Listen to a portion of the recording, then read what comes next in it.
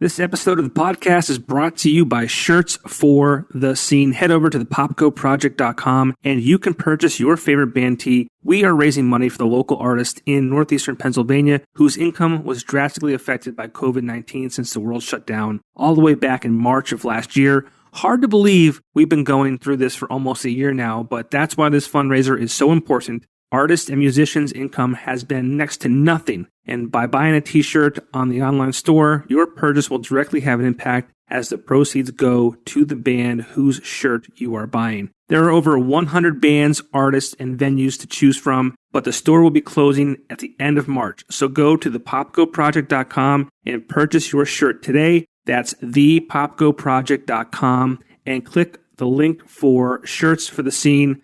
And Shirts for the Scene is made possible by Axelrad Screen Printing in Wilkes-Barre, Pennsylvania. Visit them online at axelradarmy.com. My guest today served as the marketing associate for The Weekender. For those of you who don't know, The Weekender back in the day was the Bible when it came to arts and entertainment in northeastern Pennsylvania. She was my boss when I was an intern back in 2004, and I'm thankful that she left in 2005 when she did, because it enabled me to be hired full-time. Most of us have crazy Weekender stories, but I think some of her stories after she left are crazier.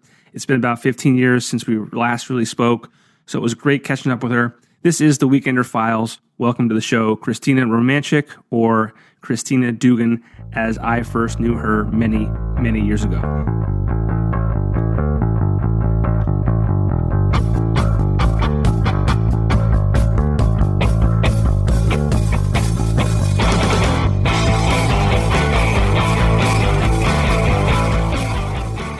And we are live for another Weekender Files podcast. Hanging out with Christina Romanchick. That's me now. Yeah, otherwise, back in the day when I was first introduced to you, you were Christina Dugan. Correct. And I have to ask you, any relation to Erin Dugan? Yes. She is my niece. Yeah, she's my niece. My cousin. Yeah, she's my cousin. I was going to say. Sounds smart.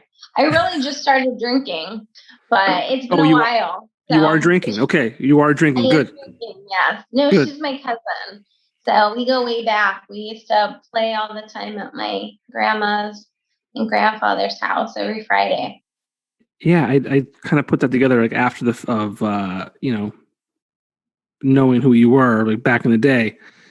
After I no longer saw you, because I haven't seen you in, I think we said like 15 or 16 years. So I know, I can't believe it's that long, but yeah, it's been a while. I know. Well, Erin, she actually went to King's like I did, and she went for communications, but she fulfilled it, and she went on to be on the news and everything. That was my objective, but I went into marketing. Well, I'm glad you did. Yeah, me too. I'm glad. I'm glad you got into it and then you got out of it. I got out of it at the Weekender, at least. Yeah. That was my spirit. I always say thank you to those who left ahead of me, so that way I could kind of step in and have my career. Yeah, no, it was right for your taking. So you were perfect to fill the shoes. So, well, I'm glad you're drinking because I feel like we have to during these episodes because we spent a lot of time doing that at the Weekender. Not good because we were alcoholics by any means, but I mean, the job was, we got paid to party, which was pretty cool. It was cool. And actually, I mean, it helped out all the time because we were always on the spotlight. Yeah. I felt. So it really, starting it, I became... it just became easier to be on stage and welcome bands and welcome everybody if you had a drink. Everything's better with beer. So what are you drinking? I am drinking a red wine called Sir Walter's Red. Okay. I'm not a wine guy. I'm a beer guy. No, and I'm drinking one of those popular Breaker Brewing Company Pop Tops Frosted Strawberry IPA. Is it strawberry wine or strawberry beer? Yes. Yes, it is. Really? It's very good. A little pricey. It was $19 for a 4-pack. Now, I mean, they are bigger cans, but I mean, whatever. If it's worth it. Support local. Support local. I do. Which is what we always did at the Weekender, right? Oh my gosh, yeah. Big time. So let's get into that. You, at the time when I met you, when I was an intern in 2004, and then even when you had left, you were the marketing coordinator / sales assistant or sales something, or just marketing? No, I didn't do any sales. Okay. I just did marketing and promotional work. Right. So yeah, that was really it. I would go with the sales to get like their money and stuff like that, but that was just on my Tuesdays just to make enough time to help out. Yeah. They gave me the title of marketing associate, and then they added ad associate or something like that to my title too. So I had like a hand in marketing and a little bit of sales too, which kind of worked out in my favor. But so when did you start at the Weekender? I actually started in 2002. I started as an intern like you did. Okay. I read it in the paper because I would grab it and I would see, oh, what band do I have to go and see now? And sure enough, I saw that they were looking for a journalist intern, which was my what I was going to school for, and they were looking for a marketing intern. So I actually landed both. Oh, I wrote about a bar.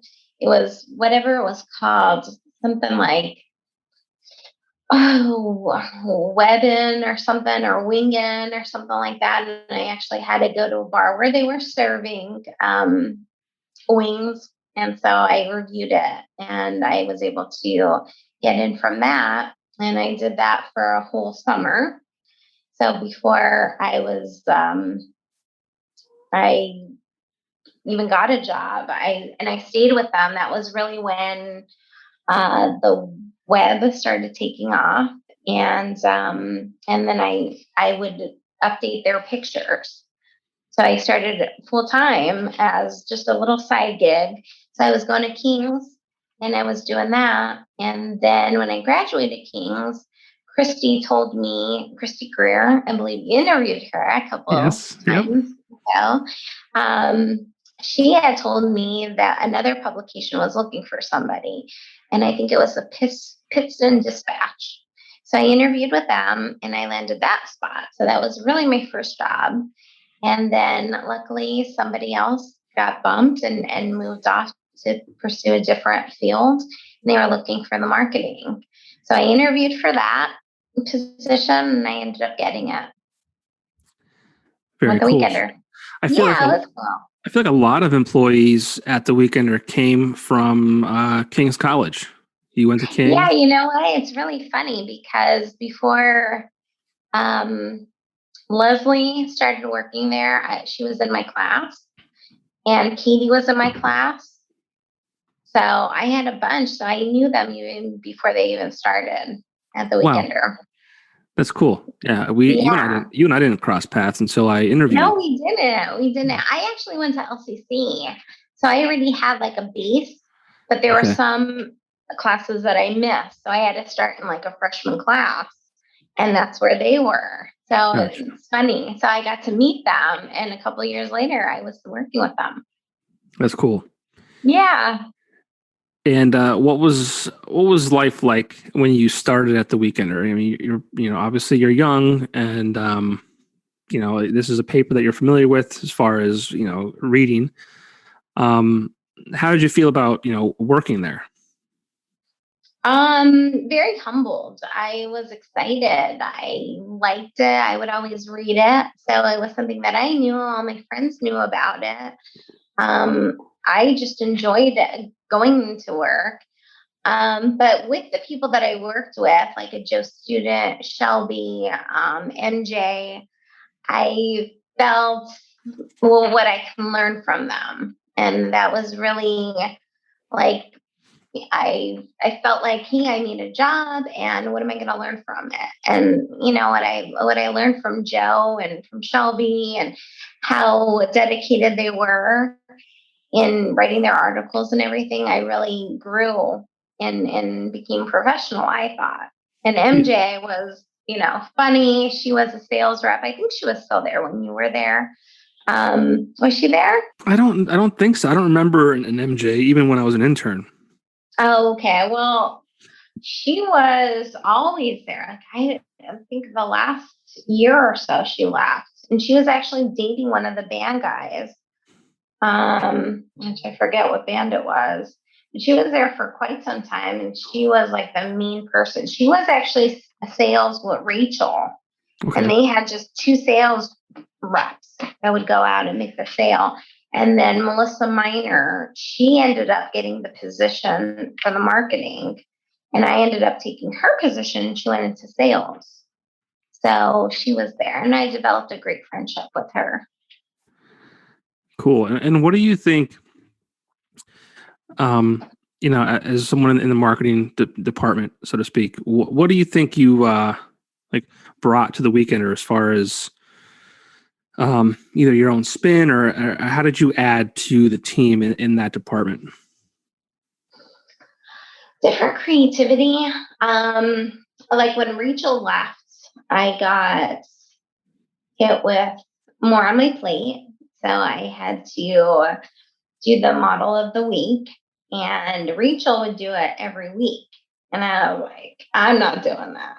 So I ended up starting with, I had interns on my plate. So I was like, that's what I'm going to do is I'm going to make it a Weekender project, and that's going to be their final project. So you'd have to go out and get a promotion together and get like 5 girls to be the model of the week and fill out the paper. And we would get Jim Gavinas. He would take the pictures, and we would just make it a fun time. And it was so easy to get people that were already dressed up and already, like, we would head to the Weekender or the Woodlands. And it was that type of thinking outside the box that helped along the way, because it wasn't just my only job. I still had a lot more to do. It was just an extra task that was kind of thrown onto the marketing. So just thinking outside the box, even like the one time when Damien started working there, and he is really talented in the way he would design and everything. So we had the deck series. And I came to him and I said, you know what, Damien, there was this book I always read when I was little, and I just loved it. And it fits so well in. And it was Where the Wild Things Are. And I said, let's do a deck series around that. So he came up and he created this awesome t-shirt. And it was dead on to what I wanted. So getting all the sponsors and getting everything like that, it was just awesome. So it was just that little thinking and how it expanded and became what it became. And just little thinking and how something can grow. It's pretty cool. Well, I feel like you worked smarter, not harder in that aspect. Yeah. I mean, I definitely did. I had to. There was a lot more on my plate than just putting in the ads and everything and fitting it into dumbing, right? That's what we did. Yeah, we dumbing the paper. Dumbing the paper, yeah. Dumbing the paper. Yeah, I mean, I remember, being an intern for you and having to kind of help with the models of the week. And even to this day, I'm a very shy guy. So I'm actually thankful that we had 2 other interns with me who were both female, Ashley and Jess.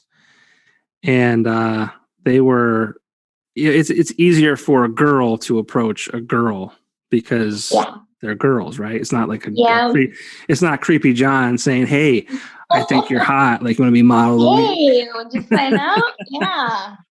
Yeah. That was always one of those.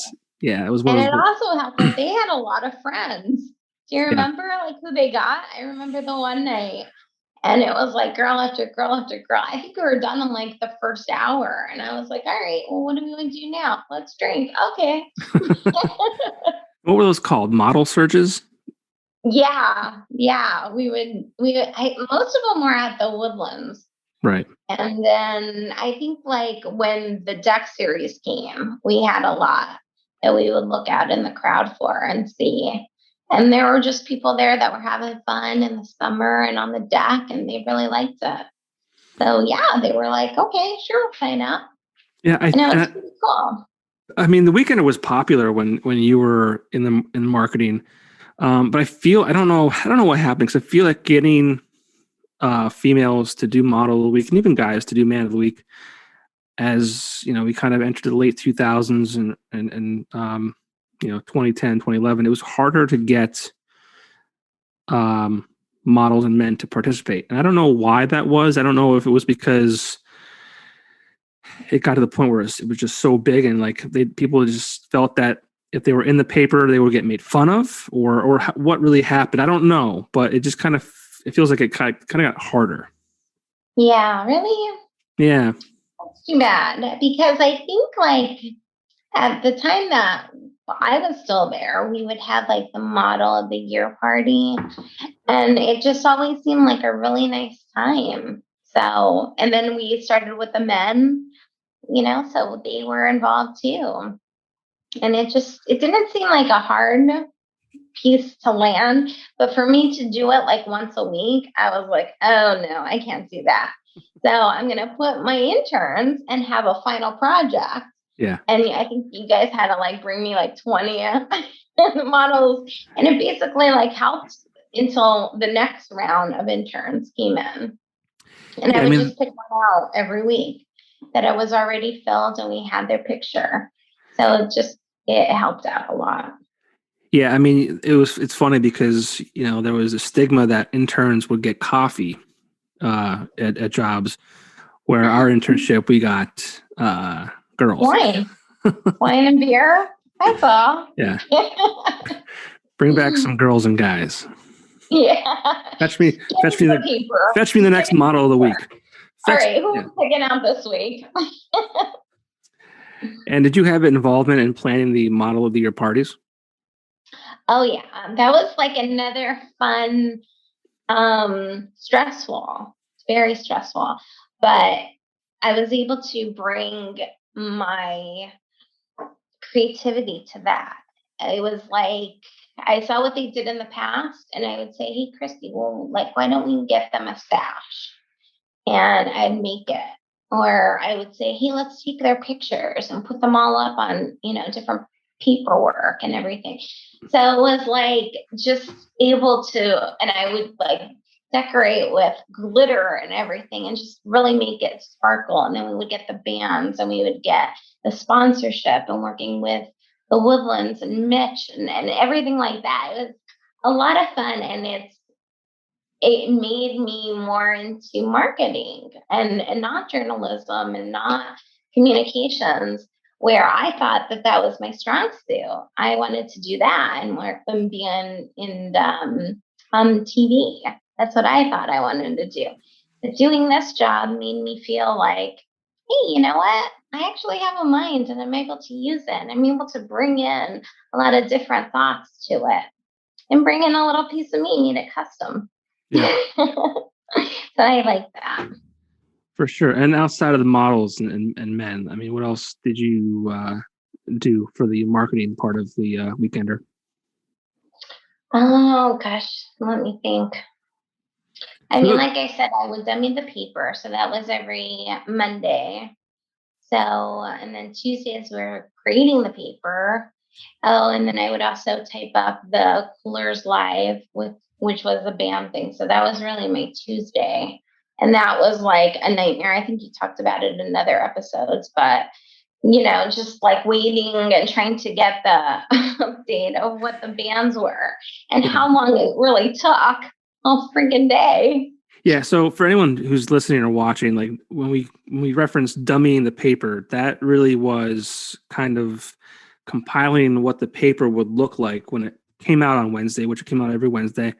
And we would kind of like lay it out. And I don't know if it was like this when you did it, but I think it was. We'd basically have like a stack. If it was an 80-page paper, we'd have 80 pages of white sheets of paper where we'd have the front cover and then all the ads on the second page and so on and so forth. And it was a way that whether editorial could look at it and see like what pages they needed to fill, what ads were going where, so that the sales reps could make sure that, if the Woodlands paid extra for page 3, which they always did, that was there when it was supposed to be. And that's what we call dummying the paper. And then a Coors Live section, for those of you listening or watching and are familiar with the Weekender, know that the Coors Live section was, probably it probably went model of the week page, and then people probably turned to the Coors Live page because it was just a full page of what bars had what bands playing. It was just really easy compiled list to see who was playing where, and that was a very valuable piece of real estate. Oh my gosh, yeah, it was. But like you said in the past, just waiting all day of how to get that. And the sales reps would have to write it in, and I'm compiling them, I'm typing them, and I would ship it off to Michael, who would then be able to plant it in the paper. But I mean, that was an all day thing because you're waiting all day so you can type it up. And I'd be like, okay, are we done? It's like 6 o'clock. You know what I mean? And I think we got everyone's money. Yeah.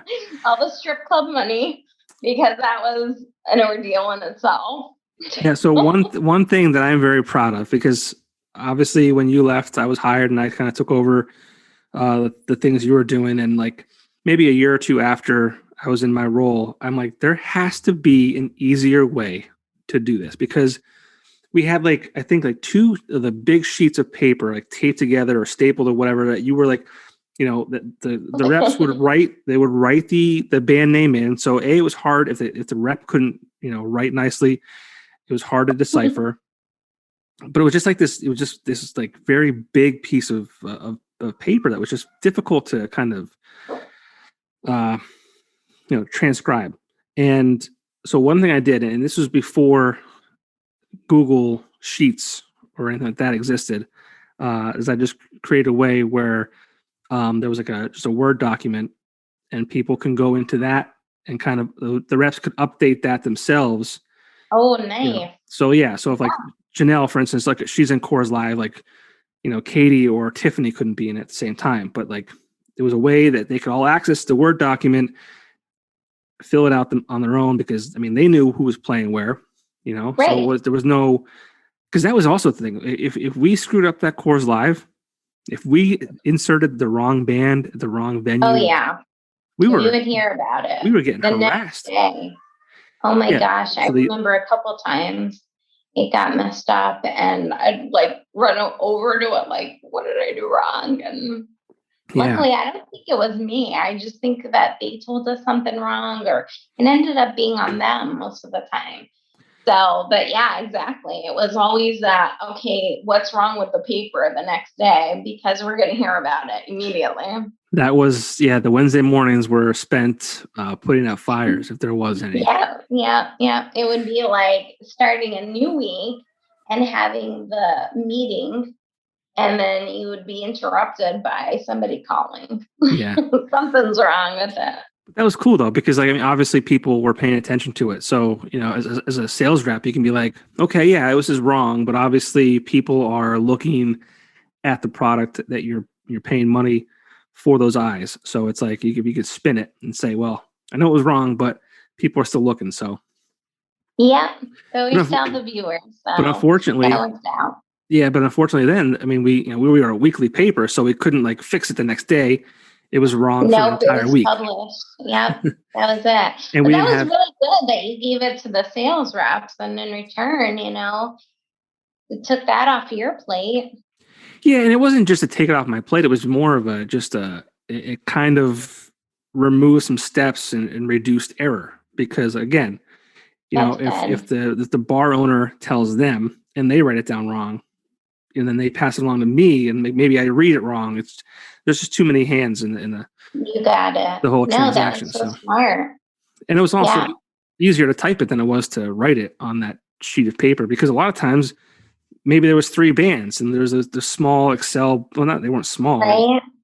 they were bigger than they were on a computer. But you know what I'm saying? They were like, if they wrote too big, it was just a big jumbled mess. So, but yeah, Wednesdays were definitely a good and bad day. It was like a restart, Right. but it was also like, who was going to call and yell at us today? Yeah. But And then I think like the rest of my week would consist of having promotions and going in and supporting it and getting it ready, or taking the pictures and getting that ready, planning ahead, things like that always. So that was really the job. Doesn't seem like a lot, but it felt like a lot back then. it was time consuming. It wasn't hard work by any means. It was just it just took a lot of time. It And then did. a lot of the work, like what you're saying is, and there was times where if we had a 2-hour weekend or night out is what we call them, from 9 to 11 on a Wednesday, I wouldn't come in until maybe 10 or 11, so Yeah. our hours kind of fluctuated in the, when we were needed. So, Mhm.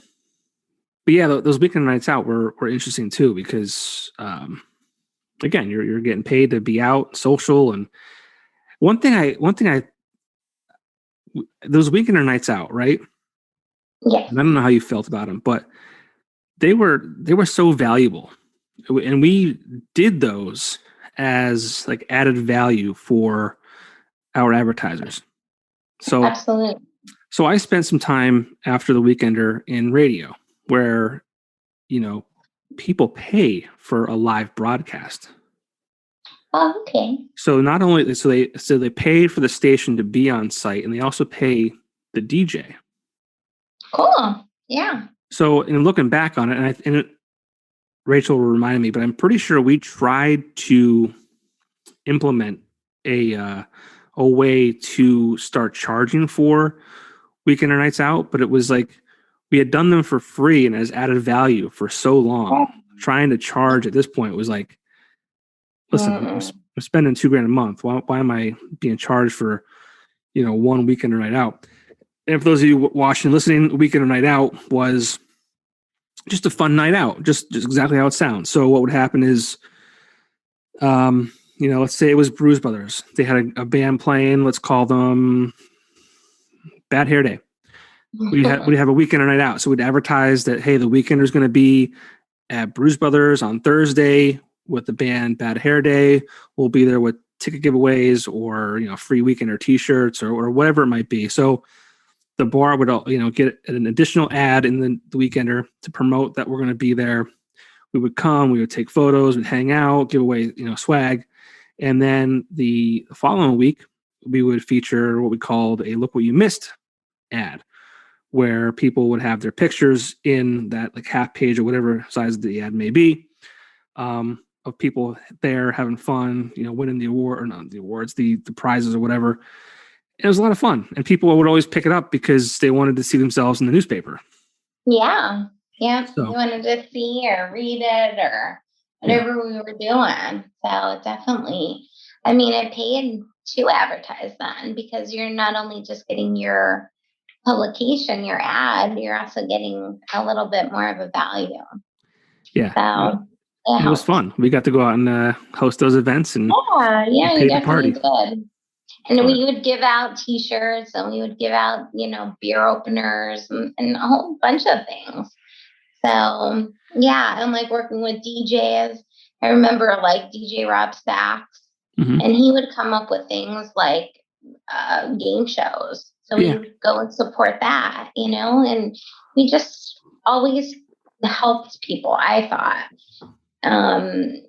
That in return, they were helping us with providing music if we needed something, or it just was a good system to help out. Even Jim Cavinas, you know what I mean? Like, I remember him, and at that time, he wasn't a teacher. I think now he's a teacher for LCC, but it was a struggle for him. And every time that we would have, especially the model, I would call him right up and be like, Jim, you got to come. I need you. And yeah, he'd be right there. He was awesome to work with, and it paid off for him. Here's a guy that I think some of his work was even in the Grammys. So, I mean, yeah, right. So it was really cool working with people like that. Yeah. So in 2005, you decided to step away from the Weekender. I did. Yep. I went to Bingo Dental, which I think a couple of the people that. Okay, Yeah, hold on. right? Oh, so everyone comes from King's College, and then everyone leaves for Benko Dental. Well, I think I was the first that Yeah. actually left there. I was interviewing, and I mean, John, it was like my first interview, like really out of school. I was already at the Weekender, and I knew the Weekender. I knew it, so I interviewed well. But this interview, the guy was asking me money. What money do you want to start with? And I was like, what? I can actually tell you? Like, I don't know. Yeah, because the Weekender did not. I got really a job there, and I loved it. It was able to bring in my marketing sense. Basically, they had a publication, and I was selling to there. I was selling, but it was like to Oral-B, and it was to just all kinds of dental reps that would put their picture, like their advertisement in, and then you would have the pharmaceutical rep for the dental world, and they would take out that publication and sell to the dentist. So that's what I was doing. And in return, I ended up going to a bunch of conventions. I only stayed there for like a year because I wanted something else. I just felt like I went on vacation and I loved Florida. So I was like, if I don't do this now, I'm never going to do it. And my parents were like, you're going to get a job. So I interviewed, and actually I was supposed to move with Banco Dental. Just the person I was going to work under, it was called an inventory control specialist. So I was going to go to different practices and see what their merchandise that they were missing and just scan it and then fill it. And I was like, easy enough. And then that way it would to start with knowing the product, learning the product, and then eventually leading into a sales rep position. But things don't work out the way that we hope it will. And I was just waiting and waiting and waiting. So I took the bull by the horns, and I ended up quitting. And I went down to Florida, and luckily it worked out for me because I got a job that same week, got a roommate the same week. And I think I even got a boyfriend the same week. The trifecta. Job, roommate, boyfriend. Now, was the roommate also the boyfriend? No, but he actually helped me get the roommate because the roommate was his boss. It was this girl named Maria, and she was from the Canary Islands, and she needed a roommate. So when I moved down there, I met him by getting sunglasses. So I was like, I'm going to buy myself Chanel sunglasses. I work this hard. I'm going to do it. Yeah, I don't have a job, don't have a place to live or anything, but I'm going to buy these $500 shades. So in return, I met him, and he was like, hey, my roommate needs somebody. So that's how I got it. And in the meantime, what I did is I sent my resume everywhere.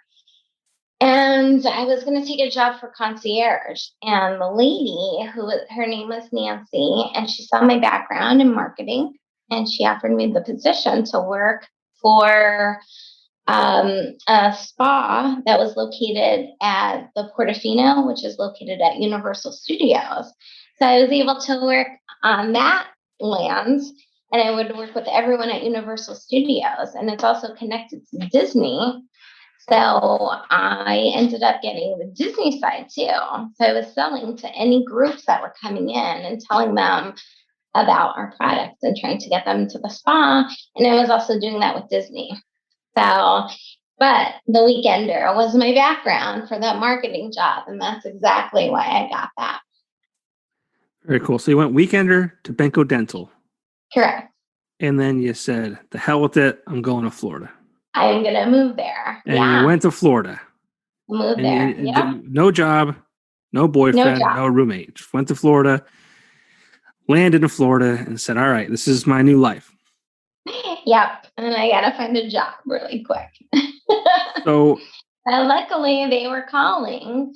The trick is that I was using somebody else's address because I had my address back home in Nanticoke, where I'm originally from, and no one was calling them, but I had to put a Florida address in. So I didn't know a person that I met, and I used that person's address because I wasn't living there. I was living in like a little motel for like the week, and I would just go everywhere because I really didn't know if it was where I wanted to be. I just knew it was in Florida. So I would interview in Miami. I would interview in Tampa. I would interview in like Fort Myers. I was going to all these interviews. And the one that I thought that I had, I found out like the next night before I left for Florida that I'm sorry, we picked somebody else. And I'm like, well, I already gave my notice that I quit. So I'm going to pack up the car and not tell my family and go down there. So luckily, it just all worked out for me. And I stayed there for like 4.5 years. Wow. Okay. So Florida, 4.5 years. So I always have a lot of admiration for people that can just kind of say, fuck it. I'm just going to, I'm young. I'm going to take this risk while I can because, and that's what, if you're anyone who is young out there is listening to this, take the risks and take the chances when you're young, because if you fail, you can easily, not saying that you did, Christina, if you do, you have a time in your life where you can kind of rebound and pick up the pieces, and you have time for that. As opposed to, and you don't live with regret. Right. And because I don't know what it was. It was just something that was in me. It was that time of my age. I would think I was 26 years old.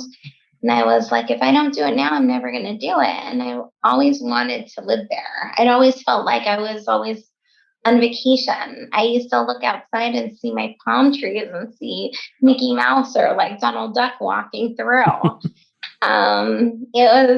It was definitely the right time, and I'm glad I did it. So if you ever think, just push yourself, just do it. And I always knew that my parents were home, and I always had a way back. Exactly. What I want to say is, like, parents will always bring you back. They will never disown you. If you fail, and you can always come home. I never took those risks. I never took the leap of faith, I guess you could say. But I was always happy with where I was. So I mean, not saying you were unhappy and you needed to do this, but I just never had that like wild side, I guess you could say. No, because it's crazy. Like, I mean, like I said, I know that's for some reason, I don't know what it was. I went on vacation and I was like, God, I love it here. I love it. Like, it just would feel like I'm always going to be on vacation. Yeah. And I moved down, and that's exactly what I felt. And, the heat didn't bother me. I liked it. It was either air conditioned or you'd walk outside, and my hours, I'd work till 5. So by that time it was kind of, not as hot, humid, and I'd have a pool to go to. So, I mean, it was just a different kind of lifestyle down there. So I had a lot of fun. Good. I'm happy for you. Like I said, not everyone can just take that jump, and I'm definitely one of those people. I mean, my life played out very well. I'm happy that the steps that I took, but some people get in that safe route and they just want to be like, okay, well, I don't want to take that risk because what if this and what if that, and you're a female too. And I'm not saying, please, when I say that, don't anyone think that I'm like females can't do these things. It just, I mean, it's those moves. I don't want to get myself in trouble here because it's not. I'm going to stop talking. Want me to bail you out? I'm going to stop talking. No, it's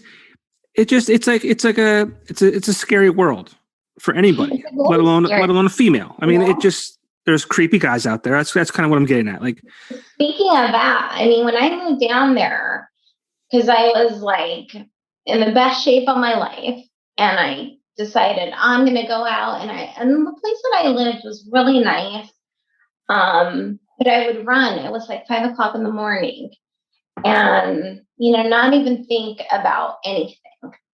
And I was very naive because now I hear like a lot of what went on down there. And it just scares me now.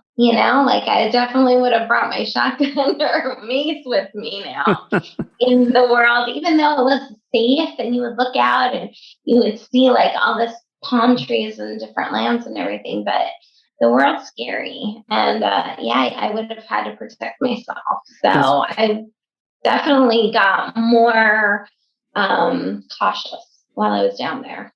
That's what I was getting at. You learn, just everything in your life, you learn from it. Yeah, that's what I was getting at. That's what I was getting at. Not that women can't do things. I'm just saying it's a scary world out there. There are creepy men and men do shitty things. And it's scary to be a woman sometimes. And I'm sorry for that. So you're there for 4 years. Yes. What happened next? Did you come home? What happened next is because I feel like real quick, I feel like I still saw you. I want to say because you were still friends with like Tiffany Stein, now Tiffany Harm. Yeah, it was actually before I left. I think she got married in like 2005. So what's funny is you went to her wedding, Tiffany, and I went to her wedding, but I was still in Pennsylvania. I believe so. No, because that makes sense. I feel like I still saw you around every now and then, like 2006, 2007. I think she got married, I want to say 2010. Really? I could be wrong. 2010 maybe I flew back. Or 9, maybe 9. Okay, so then I probably flew back. I remember just being there. I don't remember living out in Florida then, but yeah, I lived in Florida. No, you know what? I think maybe it was like 2009. I don't know. We gotta ask her, but I remember going to it, and I remember your seat was right behind me, and I remember seeing you and your date, and I said, "John, your date's so pretty." I married that girl. I know you did. I was like, you better marry her. She's so pretty. And I was so happy for you. And I remember who we saw there. And it's funny because the guy that I brought, I ended up marrying too. Oh, very cool. Tiffany's wedding made magic happen. Yeah. That's great. Yeah. So did you meet your husband when you were in Florida? No, I met my husband before I left for Florida. So do you remember Greg? Greg Anthony, yes. Okay, so you know that I dated him. I didn't want to bring it up. I was like, you know what? There's not. I mean, now that it's out of the bag. So when I met Christina back in the weekend, or she was dating a sales rep at the weekend at the same time. Go. That's right. Yeah, that's right. It was. So that didn't work out. And but remember, MySpace was hot back then. Okay, so I had a MySpace account. And so we broke up. And so I wanted to make him so jealous that I went out and I found all the hot guys that I could possibly find and put them as my top 10. And I didn't know any of them. But guess what? They were my top friends. So one of the hot guys was the guy I brought to the wedding. There you go. You know, it's really funny. I just talked about MySpace in a podcast recently. And I was saying how like MySpace allowed us to be so passive aggressive, whether it was, utilizing the top 8 or 10 or whatever it was, or the song that you were able to display on your profile. Yeah. You could if you were with somebody, you can put a mean song and it would be towards them, but not really tell them it was about them. Right. So, MySpace, for anyone who's young listening to this, was a very great tool to be passive aggressive and made people jealous. Like Christina just mentioned, ex-boyfriend. Now she just posted. Oh my God, yeah. 10 hot guys that she didn't even know.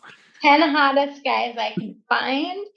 And sure enough, one of them ended up being the guy I took to the wedding with Tiff.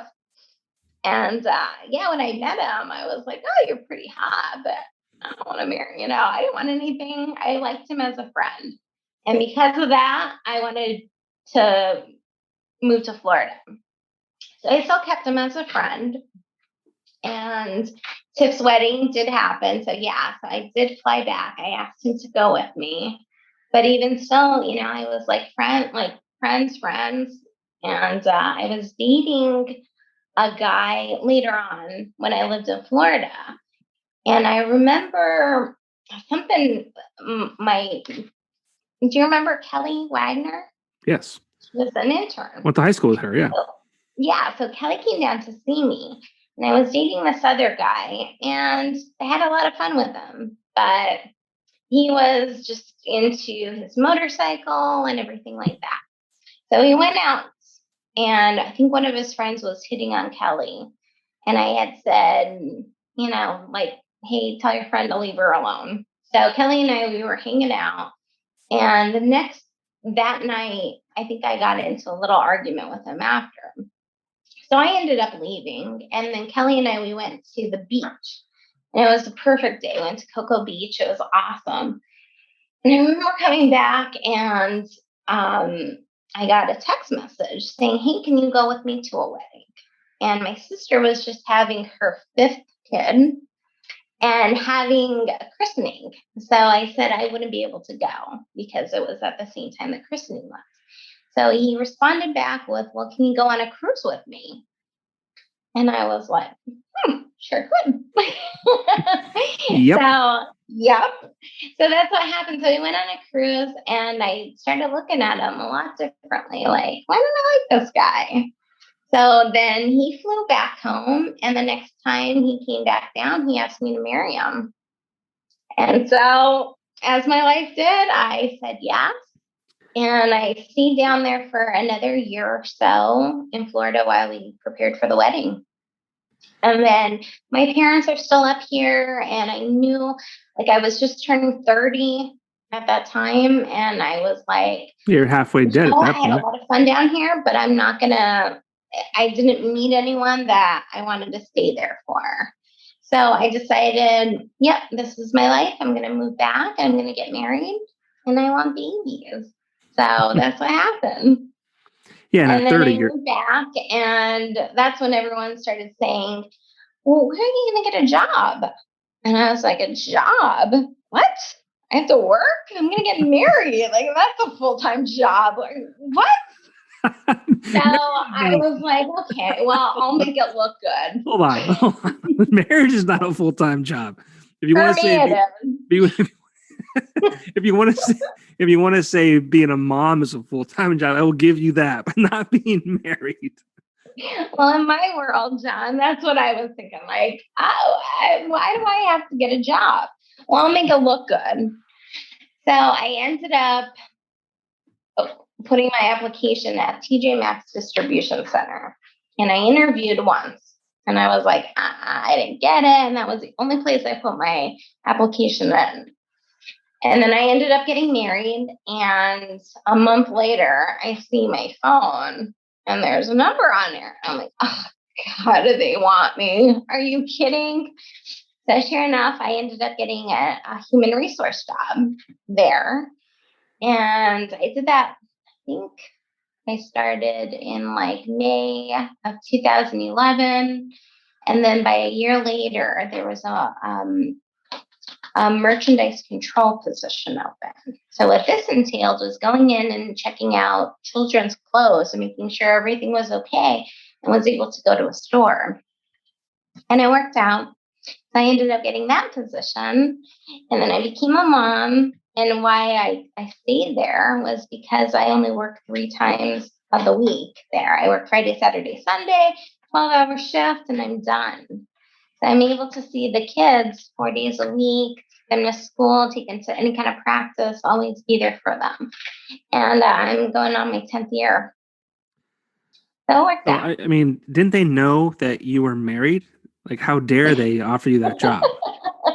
Did you call them back and you're like, yo, yeah, TJ Maxx. I know. I was like, oh my God, they want me. What did I say that they would want me? I just made it look good. I don't know if you know this, TJ Maxx, but I'm kind of married. I'm married. It's a full-time job here. Full-time. I got to go shopping and buy groceries and I clean. What? Man. So, no. So now you work you're still there with them, and you have children now. Yeah. Children, as in plural, right? I have two. I have a girl and a boy. Lauren's 7, and Max is 5. Wow, good for you. Yeah, they're my life. So that is a full-time job. So I will give you that. That is a full-time job, but I still do have the job, the real job, which is good because I get a good balance where I get to watch them and have them 4 days out of the week just to myself, and then on the weekends I work. So, and life kicked in, and I really need a job, so it worked out. It's a really good job too. Good for you. Yeah, that's great. I mean, it's so important they have a good life work balance. It's so important, and I don't know how your parents were, but like my parents, and then their parents before them, they were. I feel like they overdid it with work. They were like, we live to work. We have to work. Like if we're not working 60 hours a week, we're babies, or we're not, like, so like, not that they didn't pay attention to their families, because that's not what I'm trying to say, but like who we are as parents now, I think is much different than what they were as parents. Not that we're better parents than them by any means. They just have a different style. They had a different time. Like, it's weird how generations change, and kind of like, I know for me, like my dad was never an affectionate father, just wasn't. And my son, not that I didn't know that my dad loved me, but like I tell my son every day, multiple times a day, how much I love him. He will never not know how much I love him. But our parents and their parents before them, that wasn't like that. So I think our generation, even like beyond us, like the future generations, like we've realized how important it is to, have family, be there for the family, talk about our feelings, and, not get so caught up in that evil thing that we call work. Yeah, no, definitely. I think what I learned from my parents, I had really good parents, and I'm lucky. I'm so blessed. They're still here, and they're able to see. I mean, I'm the baby of the family. So my sister, I have 2 older sisters that, they have 5 kids. My one sister has 5 kids. My other sister has 3 kids. And that always worried me that I was never going to have children, because I couldn't find anyone that I really wanted to be with. And all you had to do was ask to go on a cruise, and boom. That worked out. It did. But my parents, just really good parents. I'm very fortunate that I have that, and I'm able to have the grandkids and see how they are with them, and just everything that I imagined life would be. I remember when you were my intern, and I think that same year your dad passed away, right? My dad, so when I was an intern, my dad was still alive. My dad's actually the person who, I don't know how he told me about the internship posting, whether he called me or whatever it was. I think he probably called me, because that was 2004. So he's the one who told me about the internship. He's the one. Really? Yeah. So he's the one that told me about that. And that's why I ended up pursuing that. And he actually passed away in June, so the summer of 2005. So when you were exiting the Weekender and I was entering, kind of the fall-ish, he was already gone. That was one of the hardest days for me. Not him him passing, but when I got, you remember the Times Leader badges that got you in and out of the building, right? Yes. I remember getting that with my photo on the front. I think it said press on it or whatever it was. But I remember getting that because I had to go get it at the Times Leader building, and I was walking back over to the Weekender building, which was like a block over. And I remember holding that and walking back over and realizing that I would not be able to show my father that. And that was a hard moment for me. I may have even shed a tear on the walk back to the Weekender, but yeah, I'll never forget that. That was not that my mom's not supportive by any means. My mom's she's thankfully still alive, super supportive, always proud of me. But like, it was special in that, my dad was the one who told me about the Weekender as an internship. And it would have been cool to see me get my first full-time gig. Absolutely. Yeah, absolutely. But you said earlier, things don't always work out the way you plan them to or want them to. So you got it. It's all part of the game. Yeah, it sure is.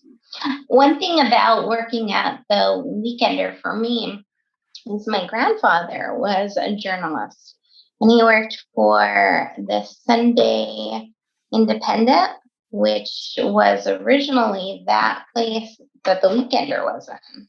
Okay.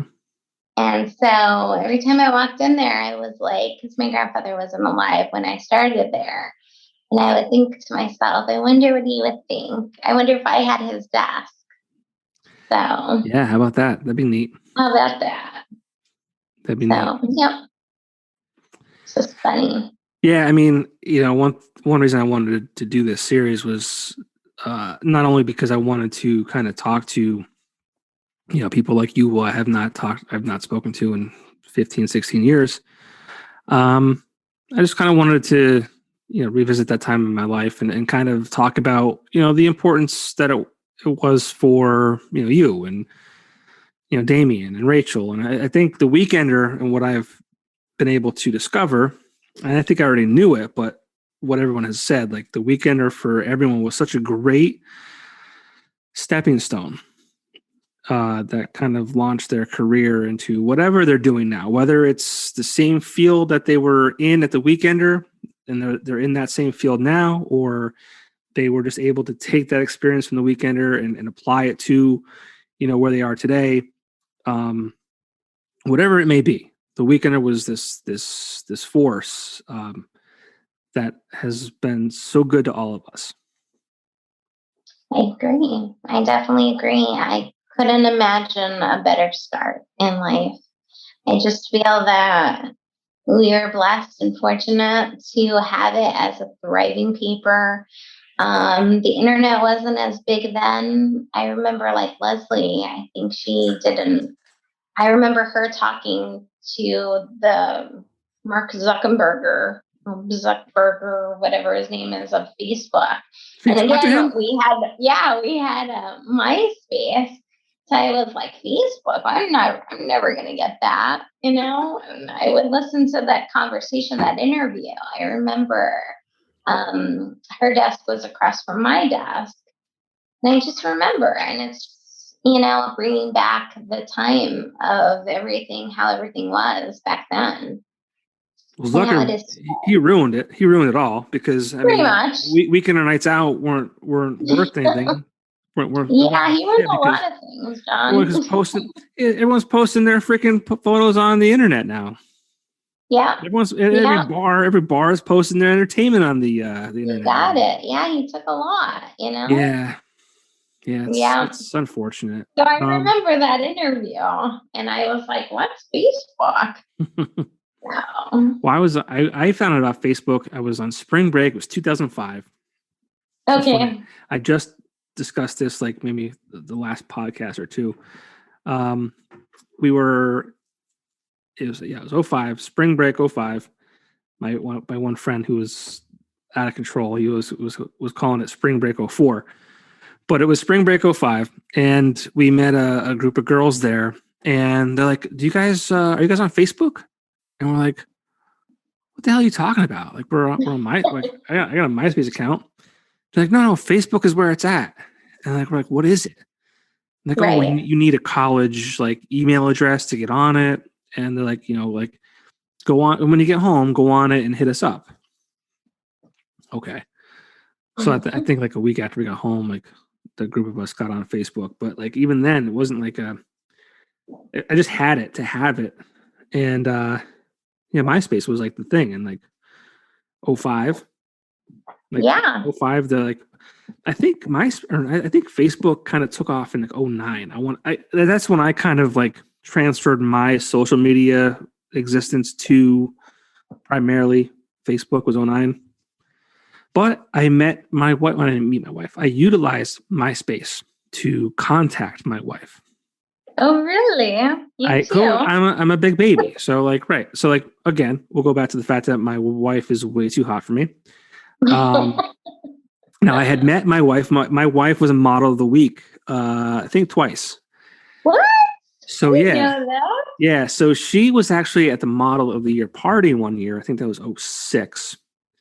So I had met her to have her photos done, I think, that year. We saw her at the party. She was not having a great time. I think her boyfriend at the time was like downstairs because she was like 20, I think, at that point. Yeah, 20. So her boyfriend, who was 21 at the time, was downstairs at the Woodlands drinking at the bar downstairs, streamside, and left her by herself, right? Yeah. Yep. So I should have took advantage of that then. But I'm like, oh, okay, that guy's a douche. Like, that sucks for you. Right. Like, your problem, not mine. Not mine. And I brought her back because I remember her saying she wasn't 21, so she couldn't party. And I think she turned 21 in 07. And I remember reaching out to her and saying, hey, the model of the year party this year, you'll be able to, partake in some beverages. And that was 07. I found out she broke up with her boyfriend late 07. And then I started texting her like February of 08, I want to say. And I just didn't feel like she was like into it. So I was like, she's not interested. No, I wasn't texting. I'm sorry. I think I messaged her on Facebook. I have to find out. I had the entire conversation printed out. You forget things. Believe me, I understand. But I don't know how it played out. Like, I didn't get married then. Jesus. I just remember we were talking, and then I kind of disappeared because I just thought she was not interested at all. And I'm like, well, she's way too hot for me. Yeah, I get that. She's not interested. That's cool. And then I think in March, after I disappeared for about a month, I was on my way to Boston. So it was probably, okay, so right now it's March 11th. Today's March 11th that we're recording this. I go on a trip to Boston every year since 2007 with my guy friends for St. Patty's Day. So we were on our way. It was me and my buddy Nick on our way to Boston. I texted her something, and she responded after a month of me not talking to her. And it's been golden ever since. So how about that? Yeah, it'll be 13 years this April. Oh my gosh. Yeah. Crazy. Well, like I said, everything works out for a reason. So just had to fall into place. I don't know how we got into that subject. I know we talked about our families and shit. I forget. I don't know how. So I apologize for anyone listening. I don't know how we got into that. I don't know, but I didn't know she was the model of the week. Do you have that in a frame? Twice. I don't. I think I have it on a CD somewhere, actually. I think I gotta bring it out. I post it right there and be like, yeah. I know. Check mine. I should, because so she continues to say that I fell into her trap. And I'm like, first of all, you're not trying to trap anybody, especially not this goof. I'm like, I said, you fell into my trap. I was like, I told you where I was going. I'm Johnny Weekender. I'm going here. I said, I'm going to Beer Boys tonight. Guess who showed up? My future wife showed up with her friend who had like a broken ankle. But that's how like dedicated my wife was at the time. She's like, I gotta go meet this guy. I'm dragging my friend with a broken foot. And then I told her, I'm like, I'm going to be at Old Time Charlie's tonight. Guess who showed up? No kidding. Yeah. I don't know, Amanda. You're a trap. I have the documentation. I have the MySpace, and I know exactly where it is. Then one of these next ones, I'll have to like pull it out and read it. Maybe the one I do with Rachel. I will. We'll set the record straight. as to who fell for who. We'll let the internet decide who's Who fell trapped. for who? Yeah, who's the master trapper? We'll find out. But well, good. I'm glad life worked out for you. And this is awesome what you're too. Doing. Oh, thank you. Yeah. Really take off, John, because you're doing a really good job. Thank you. Yeah, it's been a lot of fun. I mean, like, I always wanted to do a podcast, and then I'm like, how do I make this fun and interesting? Like, and how do I kind of and being nostalgic and all that kind of stuff is like big right now, and like there's a bunch of rewatch podcasts where people like rewatch TV shows. I'm like, it'd be so cool to kind of revisit the Weekender staff because, there was such a tight knit crew and we all had our personalities and our place in the office. And I think when we first actually started like becoming, I don't want to say celebrity is the wrong word. That's not the right word I want to use, but like kind of like faces in the community. Like we started putting like our pictures in like on page 2. Where it kind of like gave people an idea of like who John Popko was and who Rachel P was. Yeah, no, and the credit, that wasn't in there when I was there. So that was another thing that you brought. Yeah. And I kind of always wanted it because, I did do a lot and it was never like I could cut this out and put it in a portfolio. You know what I mean? So I would cut things out and just explain what I was doing, but I never had documentation to say, I'm the one who did that. I ran around and I did all this. You know what I mean? So I noticed that, like, because I would still pick up the Weekender when I was working. And I was like, God, that's a great idea. I wish we did that when I was there. Well, I mean, I just felt it was important. Like, it wasn't it wasn't braggadocious. I'll use that word. By any means, it was just like I felt like we were out in the community. Like if we were doing nights out, or if we were like here or there, it'd be a great way for people to put a face to the name, especially with even the sales reps. Like it's just a great way for people to say, "Oh, you're John Popko or you're Katie Gross. I want to talk to you about advertising." Yeah. And then even when I was GM, like I had my sales team. I didn't make them wear suits and ties. I had them. We actually got like nice polos, like short sleeve polos with the Weekender logo embroidered on the front left chest. And then in the wintertime, we got nice Under Armour like pullovers. Same thing. I felt like, let's say you're pumping gas, right? And someone like, the Weekender, people knew what the Weekender was. If they saw you wearing a Weekender shirt, like, oh, you work for the Weekender? Yeah, I do. I've been trying. I want to talk to you about advertising. Yeah. All right. Well, I'm in sales. Let's talk. Like. It's just that easy way to. Yeah, it was definitely helpful. So I like that.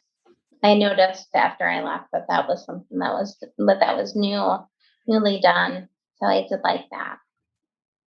Yeah. Well, I got 2 Is he awake? No, I have 2 cats down here. Oh.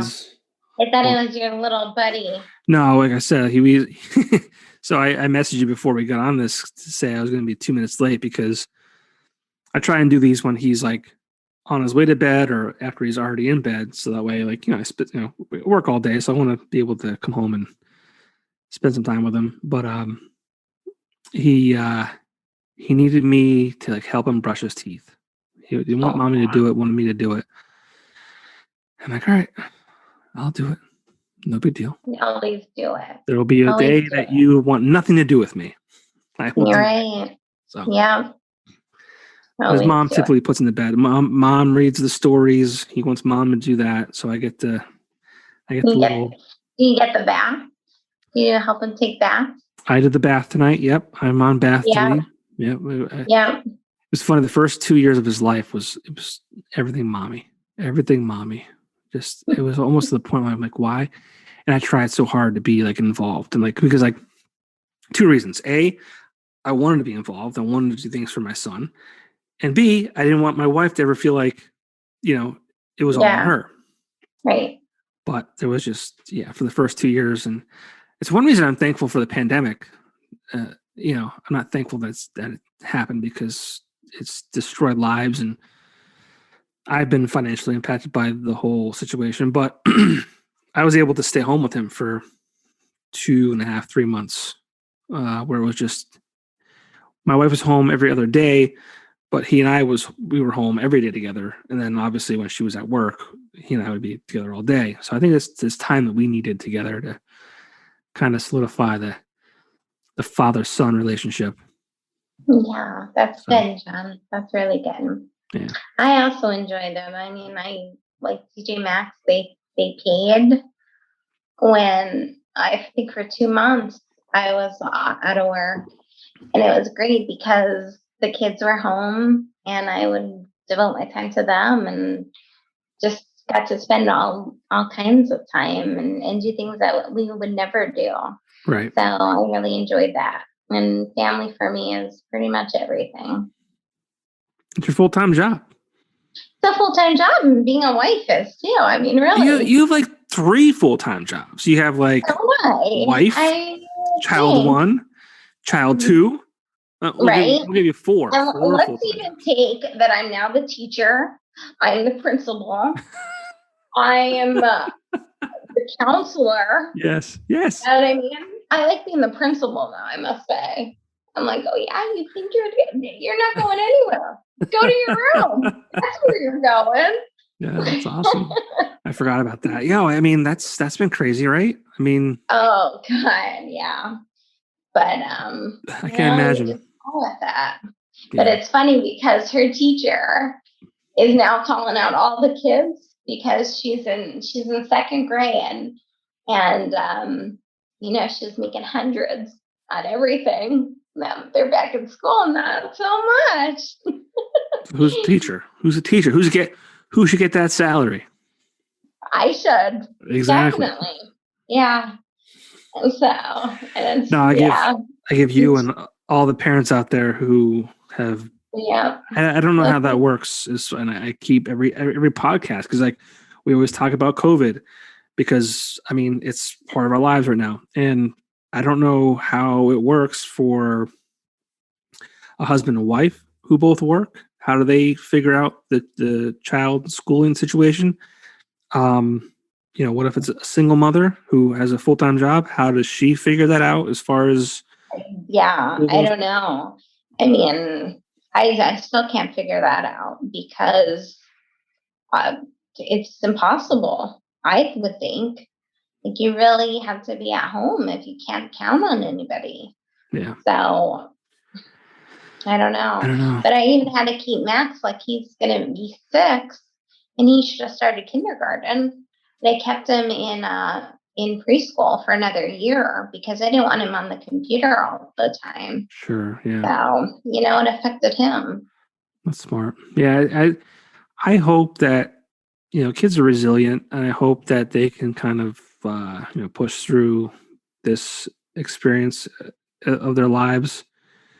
But I'm also concerned that, we don't know the ramifications it's going to have in the future, whether it's 5, 10 years from now.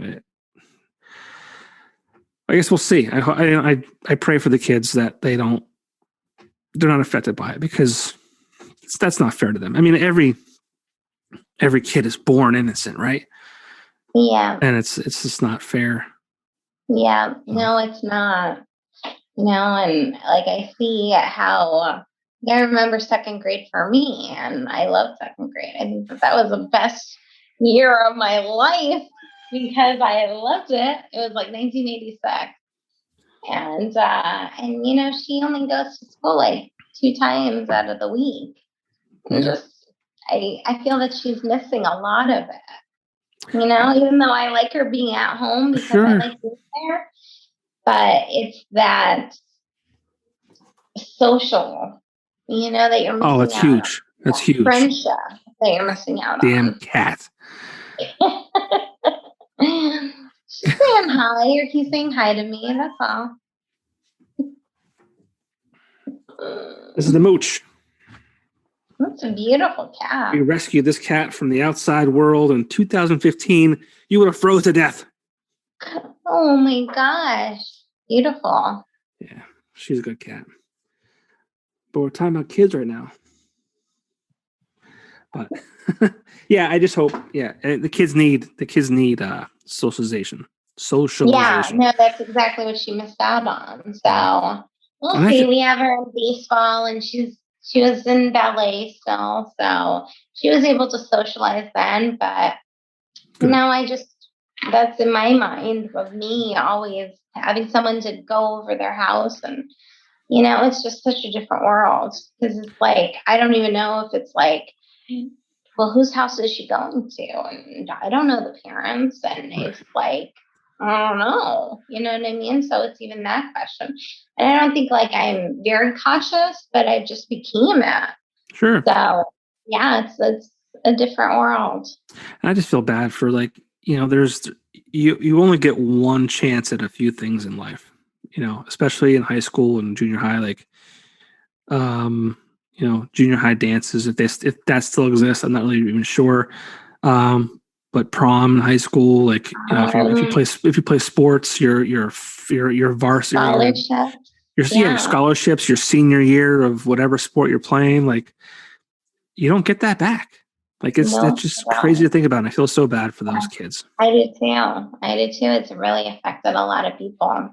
Yeah. Well, hey, it's a weeknight. I'm sure I have work tomorrow. My other job. You do. Yeah. My other job. Normally I'd be sleeping. Oh my gosh, it's almost 10 o'clock. Oh yeah. I gotta get to bed. Get to bed. It's funny. I kept Katie Gross up. She's like, it was like 8:30. We started, and she's like, usually I'm going to bed, but tonight I put on some makeup and I'm grabbing a glass of wine. I'm like, you realize this is like 10:30 on a weeknight back in our mid-20s. No, right? I'm with Katie. I'm in bed 8 o'clock usually. Oh, God. I know. I wish I could. I have to get up at like 4 a.m. Oh, okay. Yeah. I'll let you go. I start at 6. I'll let you go. I'll let you go. Thanks for doing this. Really appreciate it. I wish you all the luck in life. Same. So yeah, I'm so happy you're doing well. I'm so happy that you're happy, and you've created a beautiful life for yourself. And I'm so happy that we had the opportunity to work together. I'm so happy that you left the weekend when you did, because if you didn't, I don't know if I would have ever started. I mean, maybe I would have got a job somewhere else in my life. Seriously, like everything happens for a reason. And like it's just funny how things work out, because let's say you stayed there, and I'll let you go to this. You stayed there, and I got a job working for, I don't know, Enterprise Car Sales, which was a place I interviewed or applied to. What if I got a job there? Nothing wrong with that. Nothing wrong with that. But how would you met your wife? Oh, I wouldn't. Here's the thing. There's so many things that would have happened. I wouldn't have worked at a fun job like The Weekender, would not have met my wife. I would not be doing this podcast. I would not have worked in radio. I would not have worked. I would not be where I am right this second. So, yeah, for sure. Well, I'm glad to hear it. I am too. Everything happens for a reason. I'm thankful that you were a part of it. And maybe I'll see you around soon. I think you will. I'm back. So I've been back for like 10 years now. So maybe one day we'll see each other on the street. Yeah. And I've been to where you work. So I don't know. Maybe you're hiding in the back. The distribution center? Oh, no, I'm sorry. Not there. Not there. Oh, okay. No. Yeah, no, I usually get all the stuff there before it hits the stores. And I can't buy anything there. Believe me, I'd rather it. Yeah. And be like, I think I want that, especially kids' clothes. I'm always looking at them. No, can't buy it there. Yeah. So I really got to go out and shop. But that's the life now. So get some sleep. Thank you. I'll talk to you soon. Thank you. For doing this. Thank you. Bye, John. All right. See you. Bye.